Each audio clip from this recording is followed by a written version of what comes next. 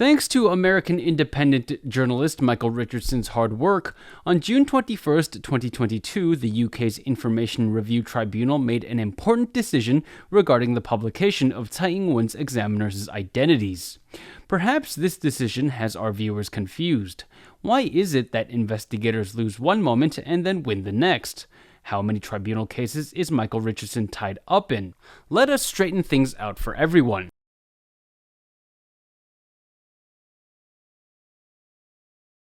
The first-tier tribunal on September 3, 2021 handed Richardson a loss.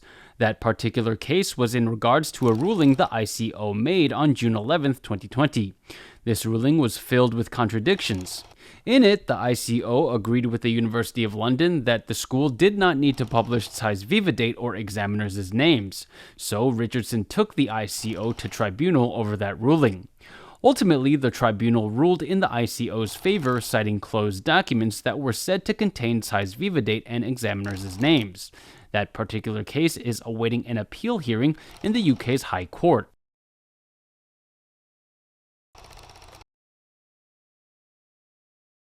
The case that most recently ended in victory was in relation to an ICO ruling published on November 26, 2021. In that ruling, LSE said that it did not have records on Tsai Ing-wen's examiners or viva, so the ICO said LSE could not provide what it did not have. Michael Richardson also took that ruling to tribunal, which came back in our favor on June 21st.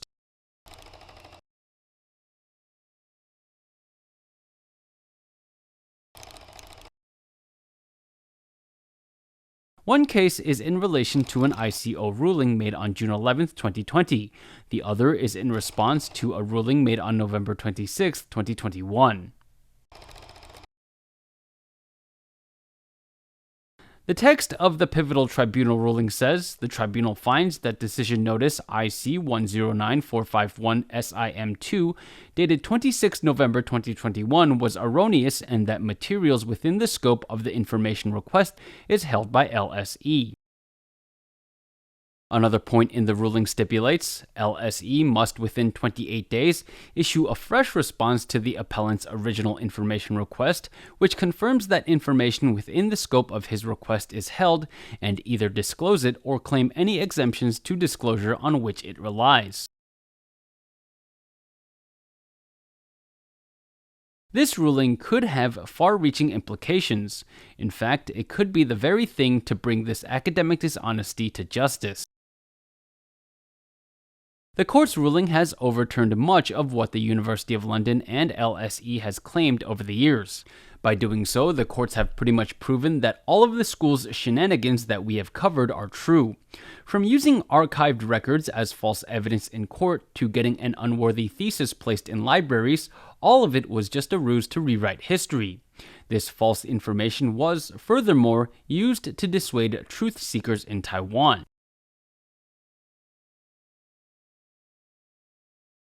This international scandal has evolved from an instance of academic fraud to a conspiracy that deprives hardworking scholars of their human rights.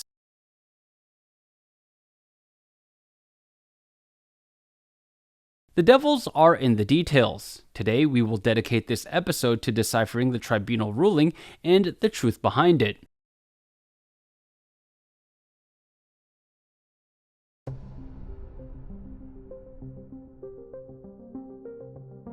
First, the tribunal ruling has confirmed something very important.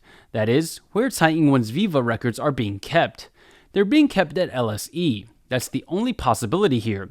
The University of London said as much in 2022 on a whatdottheyknow.com thread.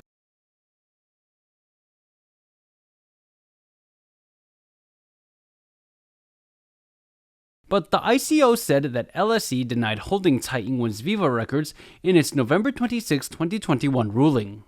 Therefore, it must have deduced that the records were at the University of London.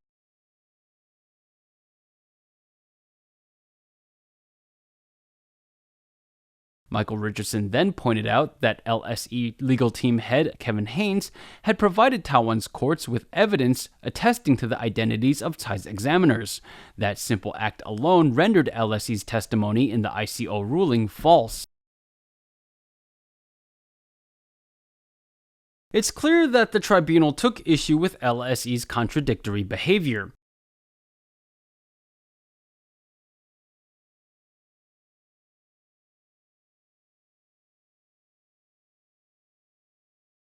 Back in November 2021, the ICO said this in its ruling. The LSE was satisfied that no relevant information had been destroyed and that the reason that it did not hold the information now was that it had never held the information because the information was held by the University of London. The ICO had no problem agreeing with what LSE said.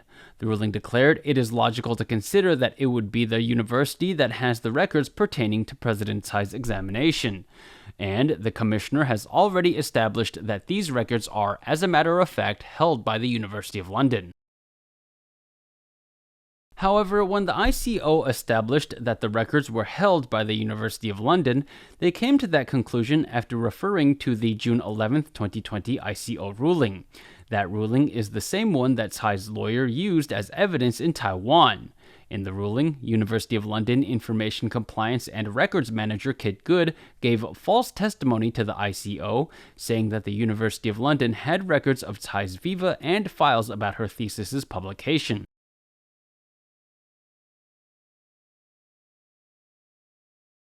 LSE and the ICO were engaged in a cycle of mutual confirmation.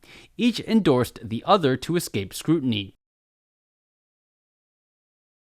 3 years later, though, these two institutions are still avoiding Richardson's request, which is, no matter who has it, please publish Tsai Ing-wen's viva and examiner information. Tribunal Judge Alison McKenna rejected the ICO's ruling, finding it to be erroneous. She believes that the information, Tsai's viva records, and examiner names are being kept at LSE.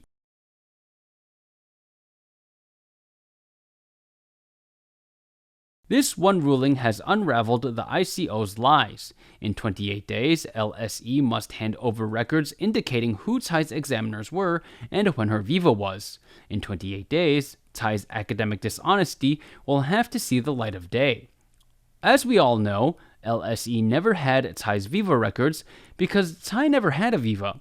LSE tried pushing the responsibility onto the University of London, but Alison McKenna brought LSE back to harsh reality.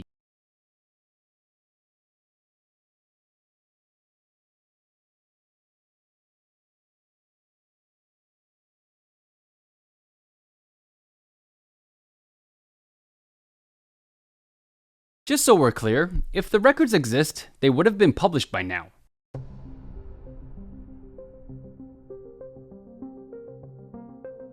Though the tribunal ruling addresses the ICO, the ultimate takeaway is that LSE infringed on the UK Freedom of Information Act. The tribunal has given LSE 28 days to come clean and redeem itself. If in 28 days LSE cannot come up with a reasonable explanation for why it should be exempt from transgressing the FOIA, then anyone can take the tribunal ruling and take LSE to court for what it did.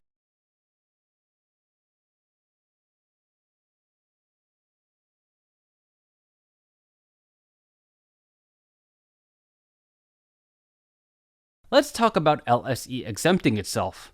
The ICO also once said that the University of London did not need to publish Tsai's examiners' identities because that information was Tsai's personal information. That was proven to be untrue after we uncovered who Su Wei-chun's examiners were after a simple Freedom of Information Act request. If LSE tries to use the same defense, they will only contradict themselves. We don't know if Alison McKenna is out of the loop or not. However, this ruling, in theory, should ultimately remove Tsai from controversy. It would be a good thing for Tsai Ing-wen. However, the ruling also completely undoes the ICO, the University of London, and LSE's efforts to obscure this entire matter over the past 3 years. No judge in their right mind would ever consider that a member of a school's legal team would fabricate evidence and submit it to another country's court. So, if LSE shows the same information that Kevin Haynes gave to Taiwan's courts, then it's likely LSE can walk away from this ruling unscathed.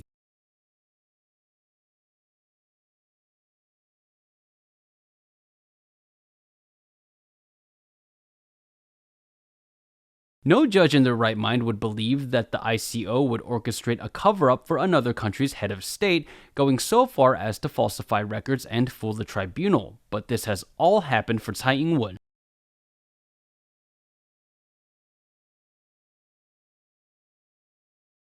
The devils are in the details. Let's consider another part of the ruling. The tribunal considered an agreed open bundle of evidence comprising pages 1 to 86. It also considered submissions from the Public Authority, the Council of the London School of Economics and Political Science, and further evidence and submissions from the appellant.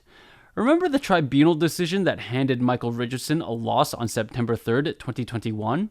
Remember how that decision hinged upon what the courts called a bundle of closed documents? Why was this bundle of documents not mentioned in this most recent hearing? If that evidence helped the ICO win in court in 2021, why was it not brought forward in 2022? It's because in the 2021 case, the University of London claimed it had Tsai Ing-wen's viva and thesis information, but it could not share it with Richardson because Richardson lacked legitimate interest. In this case, the ICO could use closed documents to bamboozle the court. It didn't matter who the examiners were, the University of London just had to prove they had some kind of record.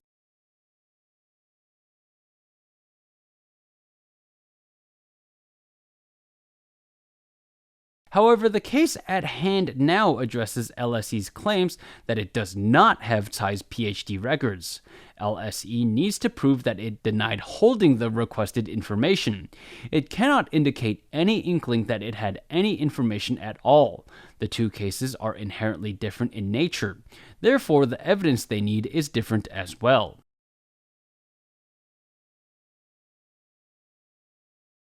If LSE provided the closed documents, then it probably gave the tribunal the 278-page document Kevin Haynes provided. This would undo the ICO's report, which claimed the University of London was the one to hold Tsai's records. That would also make the ICO look very bad.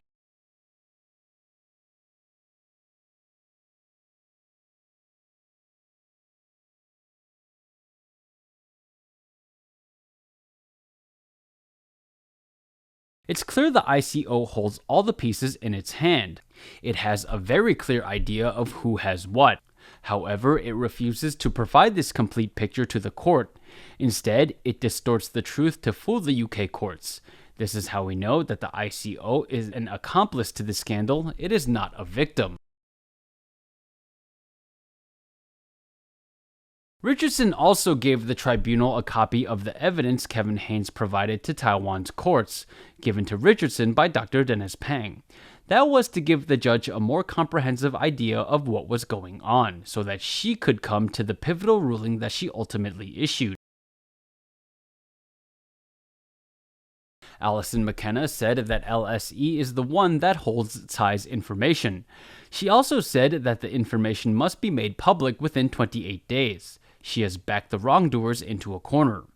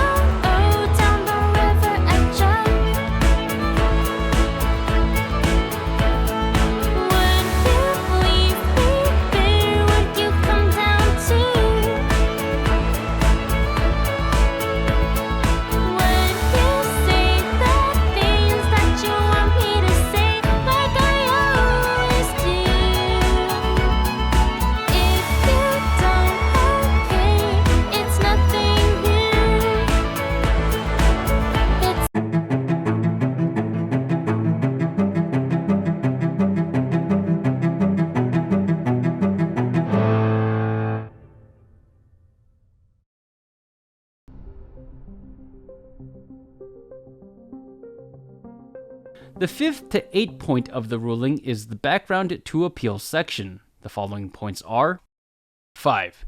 The appellant made a request to LSE on the 2nd of May 2021 for the names of the examiners who examined the then Ms. Tsai Ing-wen, now president of Taiwan, for her PhD and for the report from her viva. 6. LSE responded on the 4th of May and the 26th of May 2021 that it did not hold the requested information because at the relevant time, 1984, it was the University of London which awarded degrees to LSE students. 7. The Information Commissioner issued Decision Notice IC 109451 SIM2 on the 26th of November 2021. It concluded on the balance of probabilities that the requested information was not held by LSE. 8. The appellant appealed to the tribunal. LSE was sent the appeal papers and invited to make submissions or to apply to be joined as a party to the appeal. It chose only to make submissions but also supplied evidence. In reality, the first time Michael Richardson made an FOIA request for Tsai's information was on October 21st, 2019. Back then, Richardson only got a response from LSE Records manager Rachel McGuire. McGuire simply said Tsai's viva took place on Sunday, October 16, 1983. McGuire then said that the University of London kept information on Tsai's examiners. Why was it necessary to launch a second Freedom of Information Act request for the same information? Because back then, the Freedom of Information Act request was done at the behest of Judge Zhou Yuxuan, who ultimately received Kevin Haynes' documents. Dr. Peng provided Richardson with the information beforehand, proving that the 2021 Freedom of Information Act inquiry was a calculated scam by the wrongdoers all along. LSE School Secretary Luis Nadal said publicly that the school did not have Tsai's relevant records. When that statement made it into the November 26, 2021 ICO ruling, that sealed LSE's fate and cornered the school.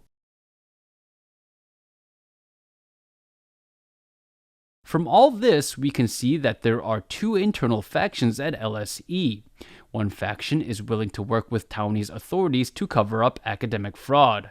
They not only came up with the Sunday viva date, but they also provided two people who couldn't have been Tsai's examiners as her examiners.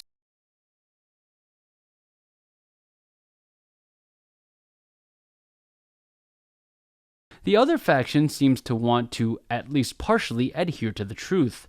This faction flat out said LSE did not have Tsai's records. How the ICO interpreted that information was up to the office itself. That faction just wanted to be done with the controversy.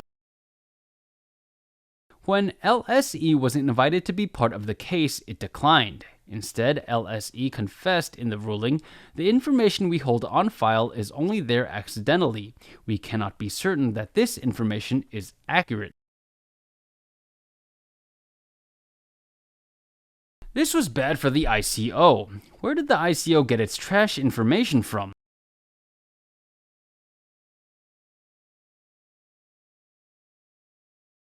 But really, how do you hold information accidentally?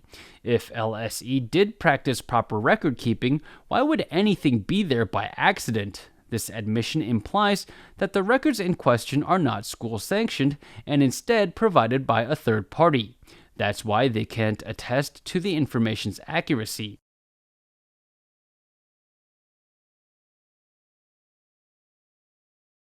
The truth behind all these irregularities stem from an incident that happened in June 2020.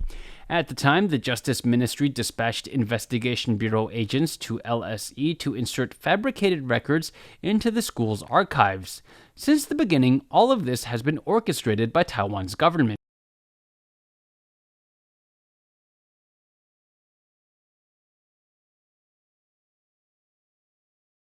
The ruling's 17th point further unraveled this scandal. 17. LSE confirmed to the tribunal that it holds President Tsai's student file comprising 278 pages. It stated that there is a letter on this file in which a person appears to self-identify as one of the Viva examiners, but that it has no official notification from University of London whether this information was correct, and it holds no information on the identity of the co-examiner. This point in the ruling alone is enough to solve this entire debacle.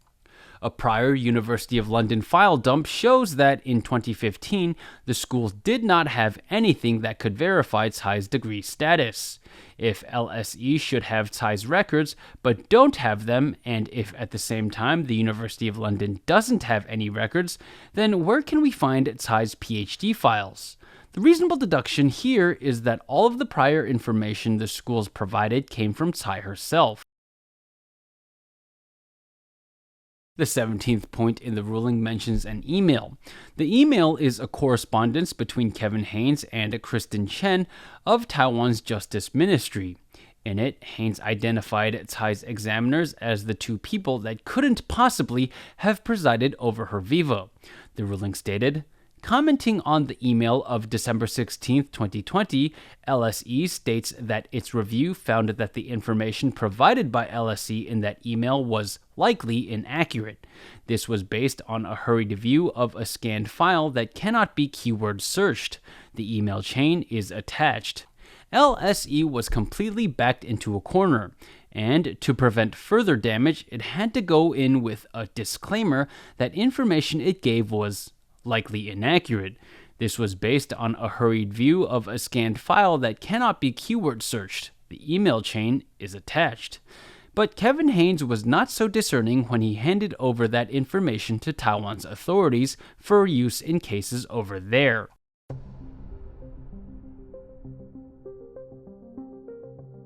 By March 2021, it seems that most senior staff at LSE wanted to jump ship from Tsai's thesis controversy. It didn't matter though. The ruling has revealed thorough collusion between LSE and Taiwan's presidential office over the past 3 years.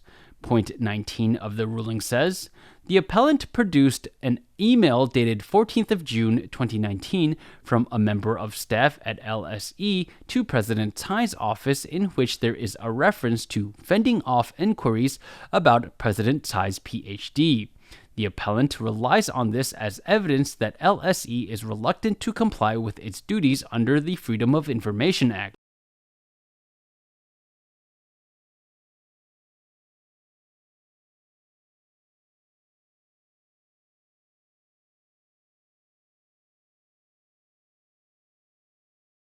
The email mentioned here shows just how much an area of concern ThesisGate was for the presidential office. Not only that, but we see that LSE had been cooperating with the presidential office as early as 3 years ago. If Tsai's degree is real, why would there be a need to fend off inquiries? It turns out LSE has been an accomplice this entire time. This is why the presidential office had no problem deferring to LSE all throughout this investigation. They were in cahoots. Since LSE was part of Tsai's team, evidence was absolutely no problem. After Tsai engaged in legal action against Dr. Pang, it became obvious there was a need to identify two people as examiners. When the first two names didn't work out, another examiner by the name ZZ surfaced. However, ZZ would turn out to do more damage than good.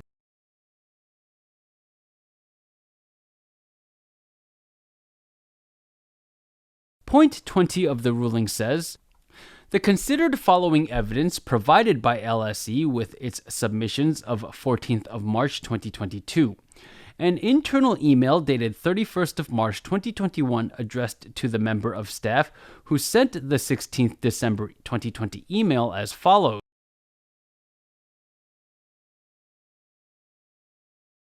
Looking at it again, I was wondering where in the student file you got the information that she had two internal examiners, XX and YY, and one external examiner, ZZ. The email's sender questions Kevin Haynes' account. At the same time, they seem to suggest a resolution. The sender mildly suggests that it's bad form for Michael Elliott, Tsai's supervisor, to be identified as one of her examiners, so she suggests a ZZ in his stead. The third suggested examiner is, of course, the person Lien Yuanlong referred to in court, Richard Dale.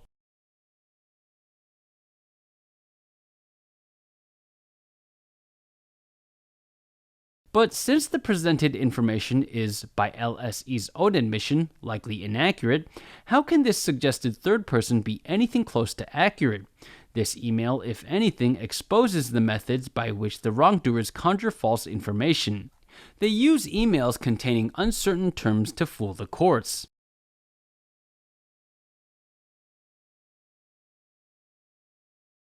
The email correspondence goes on to say, as far as I can see, the only examiners referred to in the file are ZZ, named as external examiner in a letter from President Tsai to the Secretary of Graduate School at LSE from the 5th of December 1983.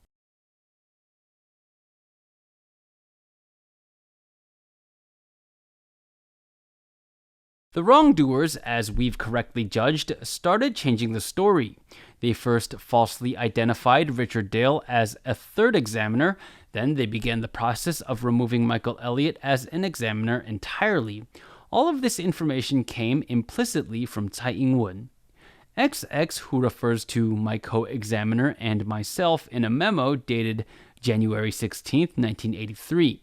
This also suggests there were only two examiners, XX and one other.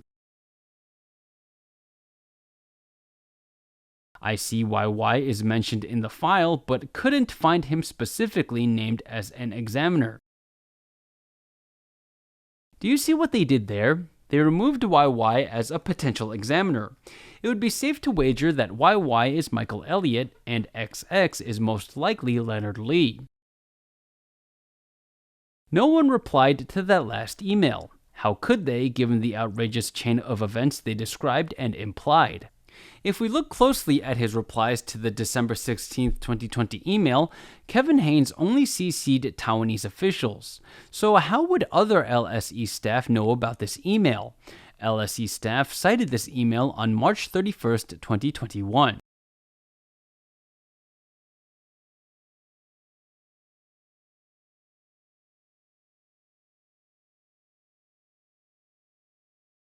When LSE says it has internal correspondence that can attest to what it says, these are the kinds of emails it refers to. 2 months later, in May 2021, LSE Council decided to jump ship. Perhaps they thought it was a matter of integrity. Perhaps they thought they were playing with fire. Either way, it's clear they wanted out of Tsai's shenanigans.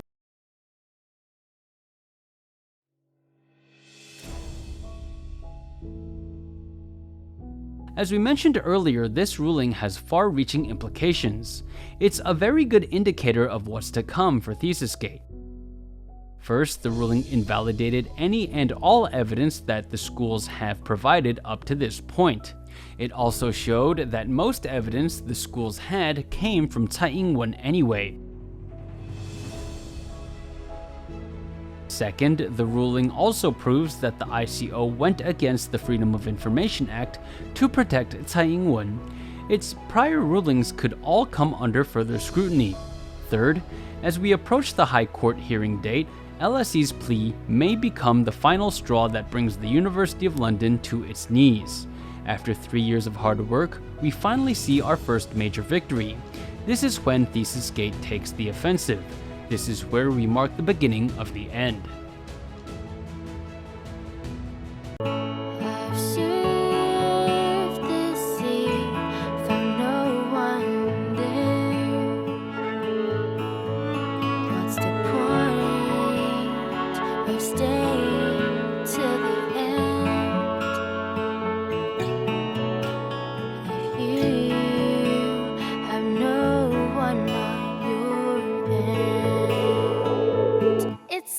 Watching the sunrise, high tides, with no one by your side. It's like you're at a movie.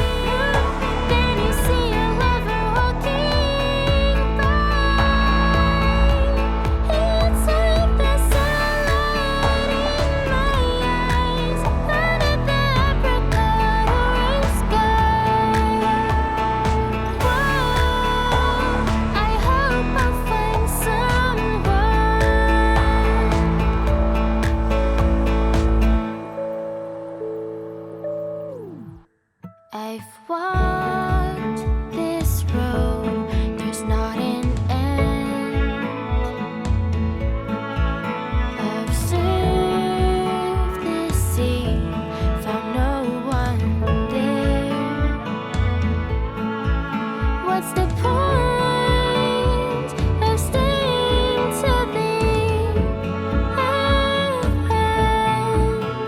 if you have no one on your end?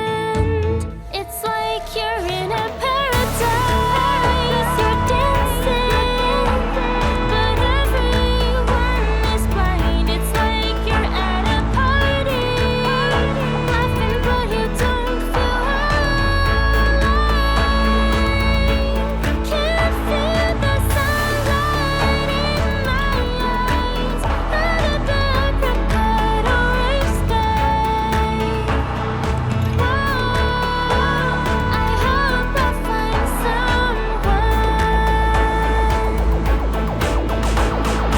If I jump down, oh, down the river I jump,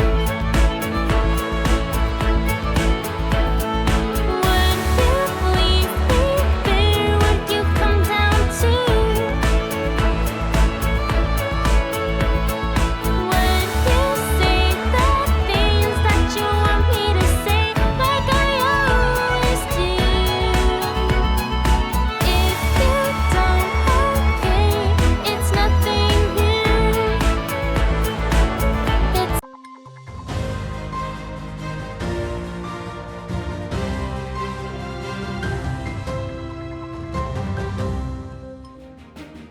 好了，我们现在来进到第二个话题。各位宇宙侦讯学院的同学，你可能不知道，张静律师是台湾实务界第一个著作权的专门律师跟检察官。以前他在担任检察官的时候，有那个叫做盗版克星啊，你知道这个光华商场一带，只要看到张静律师啊，远远看到有一个身材微胖的，没有，那时候你还很苗条，他说不胖，对，各铁门都关下来，因为有个查著作权的来了。所以今天我要问张静律师，这个就问对人了。这个林智坚啊，跟陈明通啊，这个通啊，好，这个是案子，我告诉你，媒体没有采访张静律师是找错人了，因为你是最早在实务界查缉著作权的专门的检察官，而且还受过专门的训练。我是台湾第一位司法界，包括律师、法官、检察官界，我是第一个研究著作权法有专门著作出版的，我是第一位啊。现在呢，第一位是杨崇生教授，第二位就是贺德芬老师，他是第二位，但是他没有教过我啊。那我在实务界研究著作权，从民国70年，1981年到现在2022年啊，在研究著作权。我写著作权的书跟文章，应该将近至少也有快100万字吧，没有100万也有吧。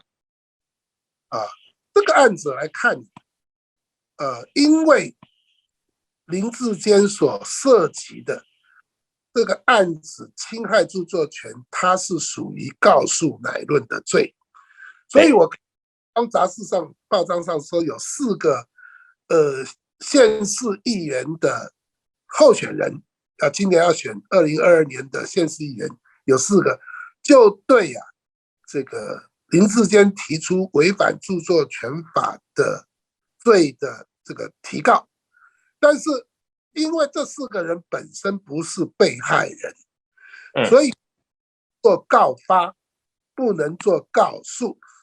对对，他们根本没有权利被害啊！真正被害的绝对是新竹科学园区管理局。如果新竹科学园区管理局不提告的话，林智坚会什么？就是著作权的罪是完全不会成立的。但只要竹科一告，林智坚就一定会成立罪。但竹科一定不会告。对，但是我相信竹科不会告。我们来看，好，竹科不告的话，我们就来告竹科图利贪渎，不结了吗？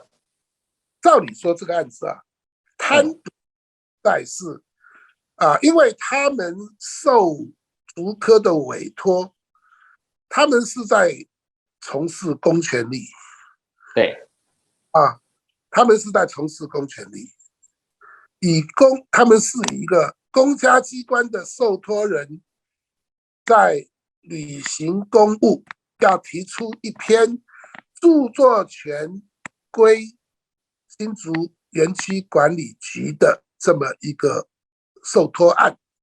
是，对，所以呢，你这个受托案的计划主持人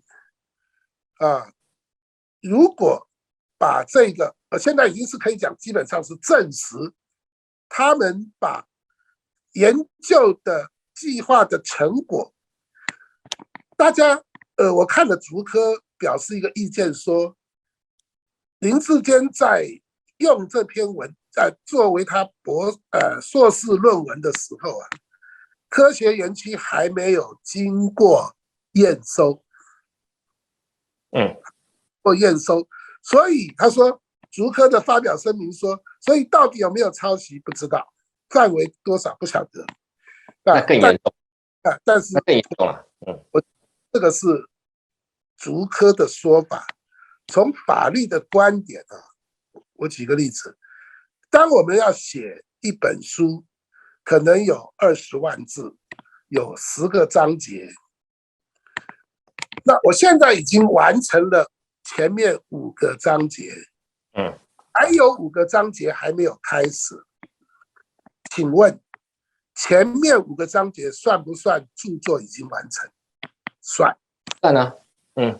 只要这个著作已经客观的呈现它的表达，因为最简单的例子嘛，金庸的武侠小说第1集、第2集、第3集、第4集，当他完成了第1集，还没有写第2集，你能不能说他还没著作权？因为他的4集还没写完，不能嘛。就跟二关系列丛书第1本已经在畅销卖啦，我后面还有10几本没写完啦。就像你的2关，你这2关10本，那目前第1本问世，第1本就有著作权啊，不会因为2本、第3本还没出来啊。所以竹科讲的是外行话有没有著作权跟有没有验收，这是2件事情。验收是属于行政程序的部分，你今天有没有完稿，那个属于著作权的部分。一旦完稿，我所谓的完稿不是要全部的完稿，就你已经完稿的部分，它就有著作权。就像我刚刚举的例子你完成了20万字，你完成了10万字你可以把它称为上集，对不对？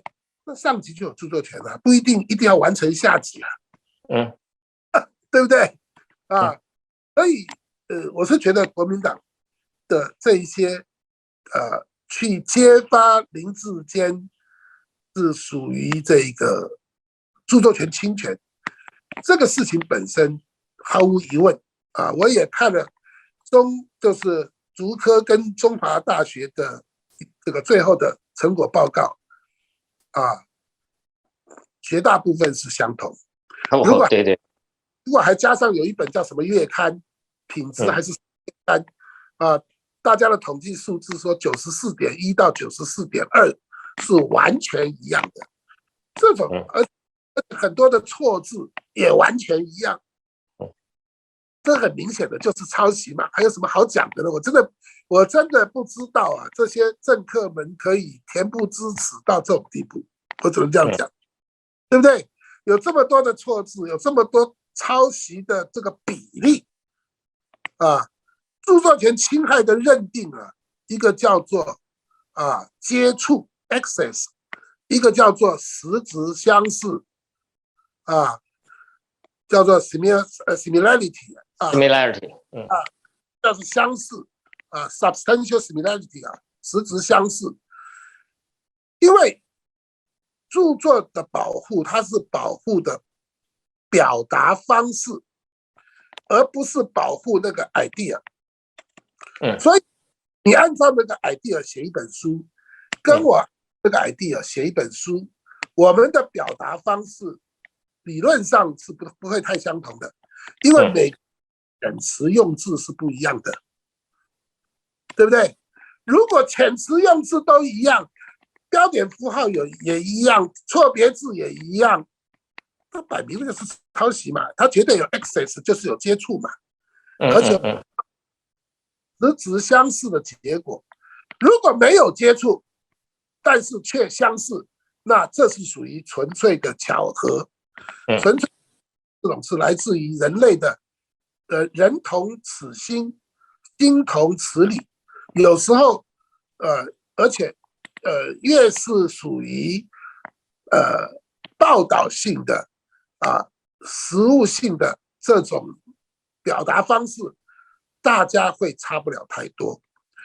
如果金庸小说那种非常原创性的表达方式，那一定不一样。对，一定不一样就像今天记者写一个说在高速公路国一高速公路153公里处发生一起车祸，3人死亡，2人重伤。大概记者会这么写，假记者这么写，乙记者也可能这么写。对，这种是属于报道式的，或者就是一种应该讲怎么说？它就是平铺直述式的，大家都会。可是古龙小说写一本小说，跟金庸写一本小说，那里面的风格那个表现方式是完全不同的。这是著作保护的。好的，现在有一个问题就是林智坚呢，现在他尝试着，反正他真的是狡辩到了让我原本不太想管这个琐碎的小事，对我来讲，更大的诈骗犯在凯道他都无所谓了，那其他的人就是你知道，其他人就基本上就是你知道蟑螂蚂蚁而已，对不对？有一只鼠王在那个凯道还在那林智坚你辛苦了，所以我觉得擒贼要擒王嘛。所以我原本想说，哎呀，这林智坚的事给网友们去打就好了。可是我越看越觉得我看不下去，我真的觉得你这样搞下去，我台湾大学校友、台湾大学教授的脸被你丢光了。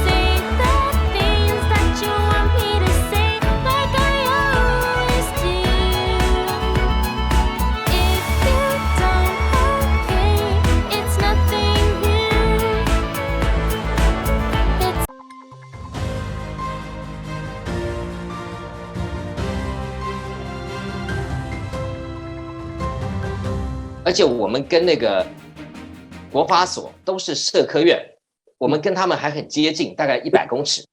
我觉得脸被丢光了。我作为一个社科院的教授，我真的觉得我真的是颜面扫地，所以我管定了。好，现在他的这个答辩朝另外一个方向，他说他现在正在证实这个原创性是他，所以说他要找出当时呢，他有一些笔记草稿证明他在这个研究案是有原创性的。好，这里面我有2个问题想请教张律师嘛。你刚刚讲过嘛，原创是你家的事嘛，你没有把它呈现在一个可以表达的方式。你说我放在我的那个床头，那你家的事，就跟蔡同学一样，你床头要放什么，那是你家的事。第二个，他一旦承认了原创性，被认定以后，变成他陷他的指导教授于不义了，那就变成他的指导教授变成诈欺了、贪渎了，变成拿了别人的东西去竹科申请经费。所以我看他这样玩下去，真的是，我这样看法没错吧？这样分2个层面，原创性是从事实层面来去讲的，有没有著作权是从法律层面讲的。我有原创性，我接受经济部智慧财产局的委托，写一个著作权法的研究案，双方约定著作权归智慧财产局。即使事实上我是原创，在法律上我不是著作权人，对不对？我不是所以这里你要去区分事实跟法律层面。原创性是针对事实，著作权是针对法律来看这件事情。如果今天你没有受任何委托，金庸就自己写了一篇武侠小说，当他原创性有的时候，他的著作就有著作权，因为著作权法就规定一个人创作完成就有著作权。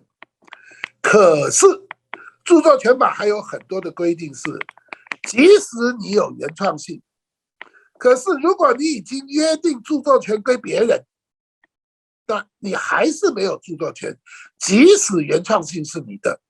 所以这里来看这件事情，今天不管林智坚到底有没有创作的成果，所谓的原创性的存在，依照中华大学跟这个科学园区管理局的约定，这个著作权应该还是在国家的，当然，对不对？当然，但是政府的你就不能够去用这个东西，对即使你有原创性，你都要征求真正有权利人的这个意见。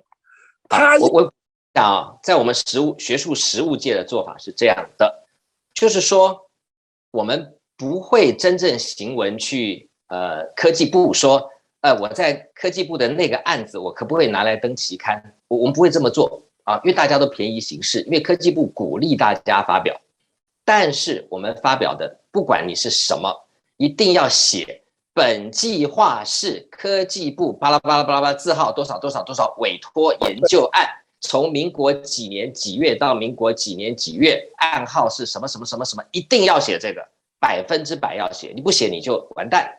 第二个，绝不会有人把委托案拿去当学位论文，史上没有发生过。好，我就这么讲完了。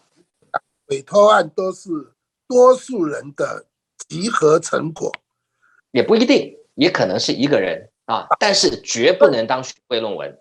因为你除了一个，有些委托案计划主持人就不止一人，就算计划主持人是一人，他里面的研究人员也不见得是一人。对，到研究人员他有创作的著作成果，整体的这个研究计划来讲，可能原创性存在好几个研究委员到计划主持人，可是最终他的著作权还是归这个委托单位。对，对不对？还是你讲对了。张律师怎么判断你知道吗？因为你就是申请小助理，他1个月支用的费用几千块钱都是科技部付的，都是竹科管理局付的，所以证明什么？证明他们是你的研究共同的伙伴。你不能解释说我跟科技部要这些钱，他们只是帮我买便当跟矿泉水，不可能。他们就是你当时申请的时候，你会写说，哦，我需要这个硕士级的助理1位，因为他需要帮忙收集资料、整理文献，一定要写得清清楚楚，所以他无从交代。但是收集资料跟整理文献不是创作著作的行为要件。对啊，就像你今天去为了这些研究员派人去买便当，甚至帮忙到图书馆去影印啊，像我们过去写文章，在这个电脑没有发达的时候，在网络不发达的时候，我们真的天天在，像我天天在跑这个国家图书馆或者政大社会，我们去收集资料。收集资料的本身是没有著作权行为、创作行为存在的，对，执笔者他才会有创作行为，非执笔者不管你提供了什么样的贡献，就我刚讲的，你去收集资料，给你工读生也好，1小时多少的薪水也好，他们都不是著作人。对，他周遭协助创作著作的著作人的这一些帮助者，他们参与创作行为。真正创作行为是存在于写这个研究计划的一部分内容，那个才是创作人。所以现在来看，其实这个案子没这么困难，真的要去查，把这个案子当初你们的研究计划给这个竹科，一定有个研究计划。研究计划里面有计划主持人，还有其他的研究人员等等啊，这些林智坚有没有在上面嘛？很简单，这个一定封存到2049年12月31号，然后找不到，遗失，因为被狗吃掉了。这都来了，所以你看林智坚啊，他开始学他的主子，他说因为年代久远啊，有些事情有点记不起来，我找一找看，对不对？是不是一样？那时候有那时候的做法，那时候不是蔡英文讲的吗？所以看起来大家就是说，就是决定要硬凹到底了啦。哈，我们今天请到这个蔡英文没有著作权的问题，因为他没有论文，他没有，对他没有这个问题，对他更对他不利这些问题啊，伪造文书的，他是没有著作权。基本上蔡同学比林智坚高多了，蔡同学是隔空抓药，林智坚是抓了别人的药，对，你知道这个完全不同层次，这不同层次啊，所以主子还是比这个奴才呢要高一级，不然怎么当主子？对，这证明无误啦。所以我觉得接下来林智坚，我是奉劝你啦，年纪轻轻哦，有些错就承认，让他成为一个大家可以原谅的错误，就像李梅珍一样，最后他用和解的方式啊，跟他抄袭的这个人达成和解。那我觉得我对他抄袭的事情不以为然，但是我对他事后的态度，我给这个年轻人一个拇指。人都会犯错，就像张静律师讲，我从小到大也犯了不知道多少错。我抄同学的作业，何止是这个抄嘛，对不对？像我们在附中的时候，什么东西不抄啊？好，那我们年少轻狂都犯错，犯错了要知道自己错，这很重要嘛，对不对？虽然时光不能倒流，但是我知道我错。那可是林智坚这样做，我真的觉得他一步一步，如果用总驾临的这个台词，就一步一步踏入到死亡的境界呀！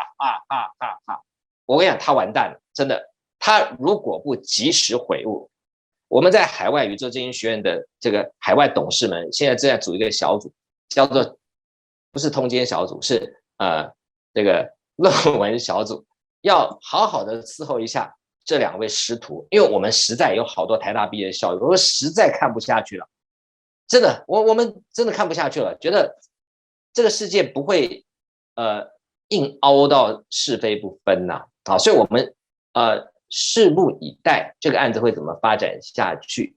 那谢谢张静律师接受我们的访问，谢谢。好，大家晚安。